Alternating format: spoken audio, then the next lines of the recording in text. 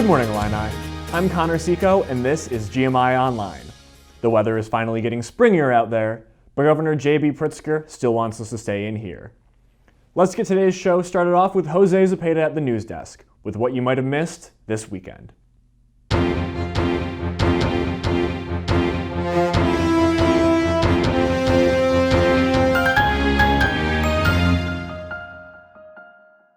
Hello and welcome to News Desk. I'm Jose Zepeda, and here are today's stories. Congress finally came to an agreement on Wednesday, passing the fourth coronavirus relief package, which looks to replenish money into the Small Business Payment Protection Program. The program originally had $3.49 billion saved to help small businesses, but money quickly ran out due to high demand and several large corporations, such as Shake Shack, taking advantage of the money. Now, small businesses come in many forms, including, of course, restaurants. I was able to talk to university students whose families own restaurants and got to see how things have changed since the coronavirus pandemic began. Let's take a look. This is Coffee and Friends, located in Paxton, Illinois. A quiet place in a quiet town, like all restaurants across America, it has had to make changes to adjust to new norms, such as social distancing. But while most restaurants are struggling, Coffee and Friends is thriving.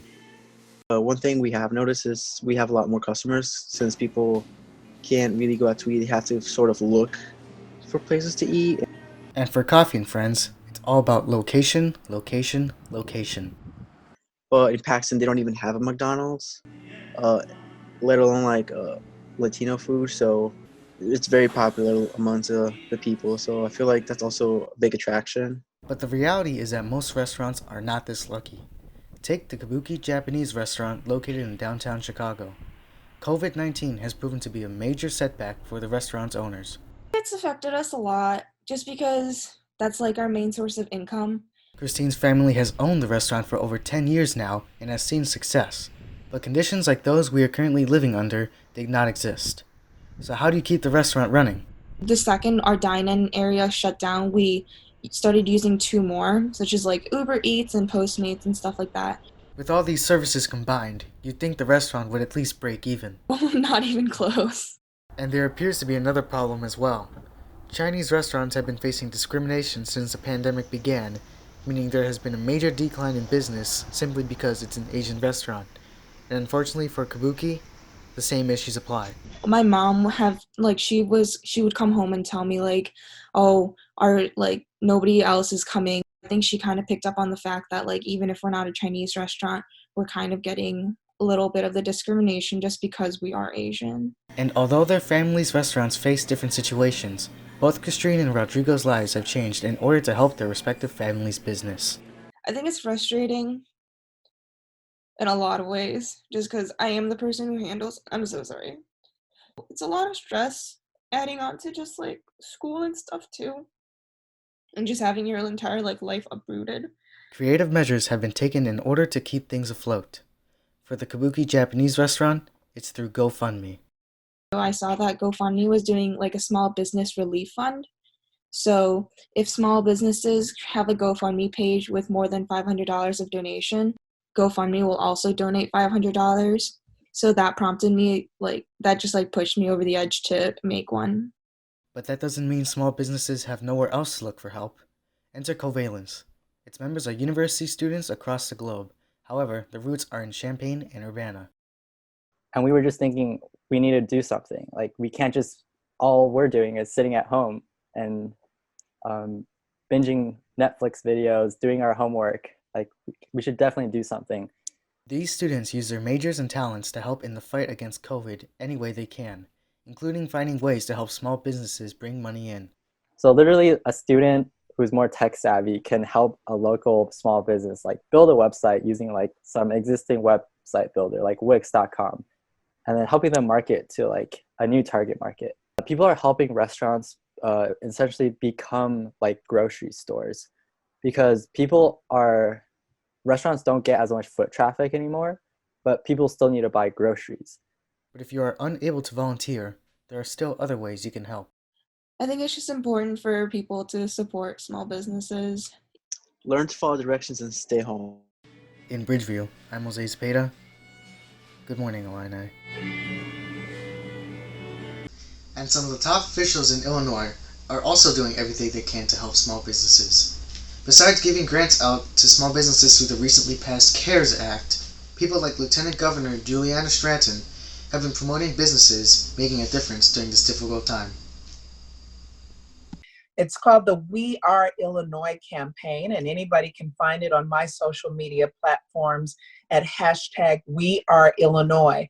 And the goal of the We Are Illinois campaign is to lift up, as you said, small businesses, nonprofit organizations that are going above and beyond the call of duty during this pandemic. In other Illinois news, Governor J.B. Pritzker announced Thursday that he has extended the stay-at-home order until the end of May, citing models from the University of Chicago and our very own University of Illinois that show the peak is expected to arrive in late April or early May, prompting the extension. With the extension comes modifications to the stay-at-home order as well. In regard to outdoor recreation, state parks will reopen under guidance from the Department of Natural Resources. People will be able to fish and boat again, but only in groups of 2. Greenhouses, garden centers, nurseries, and animal grooming services can reopen as well. They will be essential businesses. However, they will have to follow social distancing guidelines and provide all employees with masks. All other essential businesses will have to provide masks to their employees. Non-essential retail stores can reopen to fulfill telephone and online orders, with pickups being done outside of the store. Schools will have the opportunity to establish pickup times for leftover supplies and furniture in student dormitories, though it is not clear at this time how this will affect students who are currently still at the University of Illinois. Finally, all individuals over the age of 2 will be required to wear a mask when they are in a social setting where social distancing cannot occur. They will be required in indoor public places. All of the modifications will take effect May 1st. Well, that is all I have for this week's News Desk. Stay safe and have a good morning, Illini. Thanks, Jose. U of I has been all online since the end of spring break, and many other schools across the state and country, including K-12 institutions, have been doing their instruction in a similar way. Jared Farmer had the chance to see how COVID-19 has impacted their curriculum and their schools.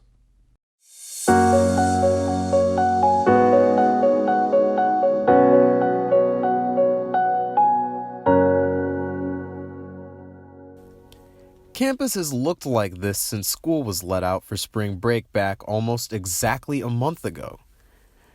That Saturday, J.B. Pritzker announced the state of Illinois would go into quarantine because of coronavirus was a day that had many implications. And as the virus continued to spread up until this point, we've already seen it's had quite an effect on society regardless of whether or not you get sick. One of the most impacted institutions across this country since quarantine has been that of education. With state after state issuing orders of social distancing, gathering on school grounds became instantly impossible. This has affected all levels of schooling, from middle school to high school and higher learning, such as here at the university. Since the quarantine, Zoom, Skype, and Google Classroom have been the primary vehicles guiding learning. But this hardly makes up for being in the classroom. There are many students who don't have access to a laptop at home and nowhere to study in public. And even more so, the lack of face-to-face interaction limits the ability for students and teachers to fully ingratiate themselves in their learning.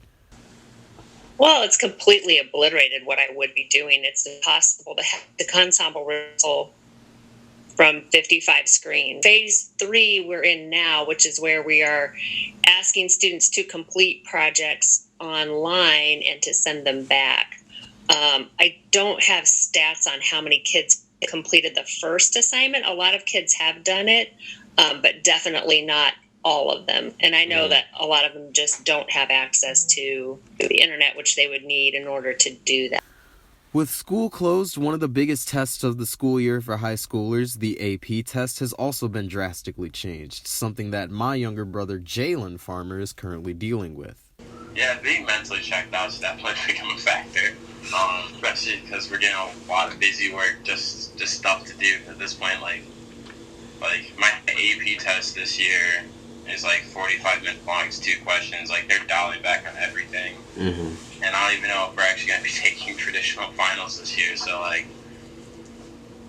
it's definitely hard to get up every morning and do schoolwork and remember and not just sleep in every day. As a college senior, there is something bittersweet about not being able to walk and wear a cap and gown for commencement. But somebody like me at least can have the silver lining of being done with school and this alternative system of learning.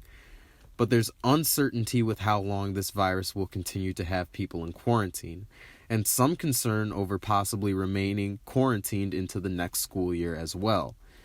It's something that for students and teachers will continue to be a tough thing to wrap their heads around. And so in a way, this experience has just, amplified that we are connected, regardless of who you are or where you live.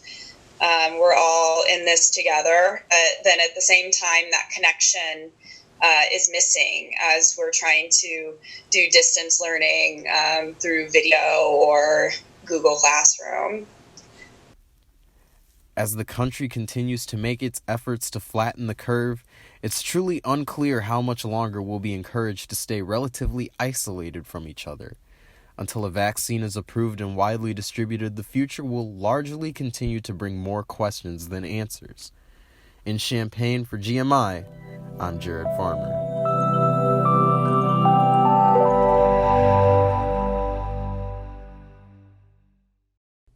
Even though things are still uncertain, this isn't one of those disaster movies, and I know for a fact that the sun isn't going to stop shining. Let's check in with UI7 meteorologist Max Claypool for your weekend forecast.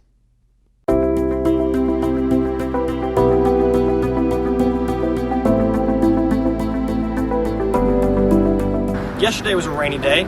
Tomorrow's gonna be rainy too, but all the spring showers are making for nice pictures like these. I'm Max Claypool and I got your weekend forecast ahead. Today, high of 68 degrees, and then looking at tonight, we're gonna see rain and patchy fog with the low of 48, and that rain is gonna continue throughout the night and into tomorrow. So it should rain all day tomorrow, all day, and then all into the night with a high of 57 and a low of 40. So hopefully you're staying indoors, quarantining already, but this is probably gonna keep you indoors even more. And then looking at Sunday, the rain's finally gonna clear on Sunday, high of 58, low of 39. So Sunday's probably gonna be your day to walk the dog, get out of the house, because we got rain to start the weekend, and then it's gonna clear out as we get to the end. So I'll be back next week for your week forecast, but until then, I'm Max Claypool for US7 Weather.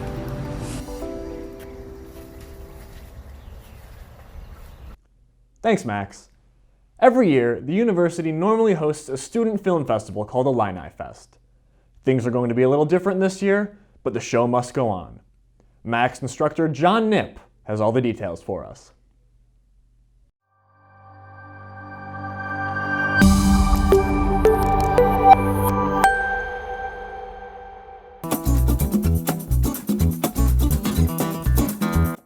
Traditionally, the Illini Fest Film Festival had been a kind of global outreach program, soliciting films from universities around the world, from student filmmakers. But I discovered shortly after I started working for the university that there's a really thriving production community on campus. The schedule for the film festival right now is at 5 p.m. on Saturday, May 2nd. I am going to be hosting a live stream, basically running a playlist of films through YouTube and or Facebook. After the 2nd, the films will be available for screening on the Illini Fest website. You can just go to the UIUC website and Google Illini Fest. In fact, you should do that right now because there's a submission page. So if you go to the Illini Fest website after the event, you'll be able to see the films that we showed. You'll be able to find the archive. But if you do that right now, you can submit a, just a 2-minute long webcam testimonial telling your friends how much you miss them. So you can do that right now.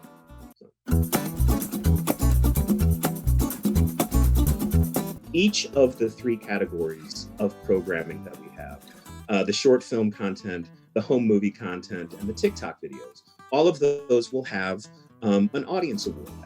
But for the favorite short film, there's a $100 gift card. For the favorite or most creative home movie, there's a $75 gift card awarded. And for the favorite TikTok video, $50. And when you're talking about TikTok videos, that's a pretty good cash prize. So,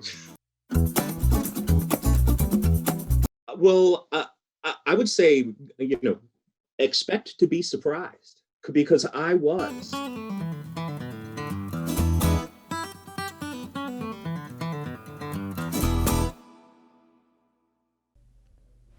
That certainly seems like a good time, and I know I'm going to watch it.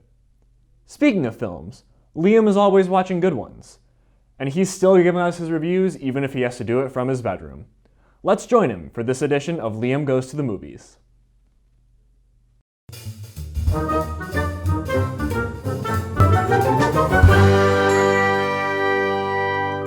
Hello and welcome to this episode of Liam Goes to the Movies, where I, Liam, definitely sometimes go to the movies. This week, I decided to take it easy, take a break, and watch the worst film my brother recommended, which is 2018's Gotti. The story of John Gotti, a notorious mob boss of the New York City from the start of his career in 1972 to his death in 2002. Now, you may not have heard of this film because it was a notorious flop, and it only felt right to review the worst gangster movie after watching the best gangster movie. Now, here is with me my best reoccurring character, Julian Dwyer, the lesser of the two Dwyers. Julian, what makes Gotti so bad? There's so many things that make this bad. I mean, the major flaws in it is the lack of any consistent tone, the underdevelopment of the characters, and the dialogue is trash. They don't really capture it. It's boring. No one in the movie is having a good time. They all just seem like they're very serious and upset. Like in Goodfellas, you have they're joking around, they're laughing. In Gotti, they're quietly sitting in this room, not eating anything, and just being like, I guess we gotta kill him today. So what are the good aspects, if you will, about Gotti? John Travolta's performance is very impressive. You can really tell he's putting a lot of effort in. I think there's an interview somewhere where he's like, the ghost of John Gotti. I feel like I became him for a minute. And that exists somewhere. And I don't know a lot about that, but he really does try and capture the character very well. And I think they also said in that interview, he raided John Gotti's closet. His family's just have his hand-me-downs. So that. Now, obviously, the most important question of the night, we've talked about the good, we've talked about the bad, but we haven't talked about whether this movie gets the GMI seal of approval, the Block I. Julian? I'd say a solid yes. Really? Yes. It's my least favorite, but it's still interesting to watch. All right, well, that gives us 2 GMI seals of approval, the Block I, because I absolutely recommend... No, of course not! Of course not! It gets 1 GMI seal of approval from that idiot over there, and it gets none from me. So that's that. Feel good about yourself, huh, buddy? Well, that's all we have for this week of Liam Goes to the Movies. As always, thank you so much for showing up. You had no other options. You were going to watch Good Morning Illini anyway. Please, as always, check us out on Facebook, Twitter, and Instagram at GMI Illini, and tweet me personally at Illini Update. As always, good movies, Illini. I'm going to be completely honest, I've never even heard of that movie. And with a 0% on Rotten Tomatoes, I think I understand why. Now, let's switch things up a little bit and see what our crew has been doing to pass their time in quarantine. Good morning, Illini. It's Angelle Cortes, and I don't know about you, but this quarantine is really making me buy everything. And what did I buy? I bought a penny board, and I'm gonna learn how to ride it today.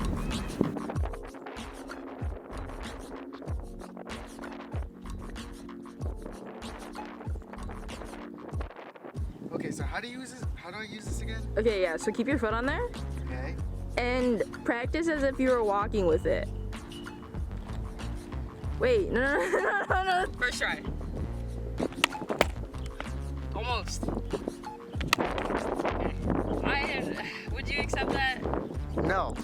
was able to do it without even trying.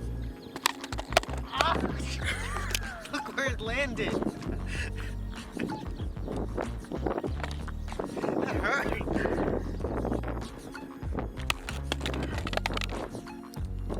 Oh no, I chipped my nail. Oh no. I chipped my nail. This was gonna be easier.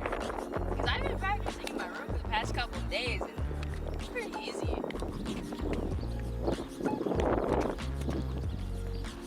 I'm really trying here. I'm not getting it. I'm not getting the results I want. I'm not turning into Tony Hawk. So I think I'm gonna wrap this first skate session up. It was definitely harder to skateboard than I thought, and it's my first time ever riding one properly, but I am determined to be amazing at it, just like Tony Hawk. So, have a good morning, Illini. That's all the time that we have for the show today, but be sure to tune in next week for the final episode of the season and this school year. You can catch all of our content on our Facebook and YouTube pages, and check out our website for more of what we do. I'm Connor Seco, and have a good morning, Illini.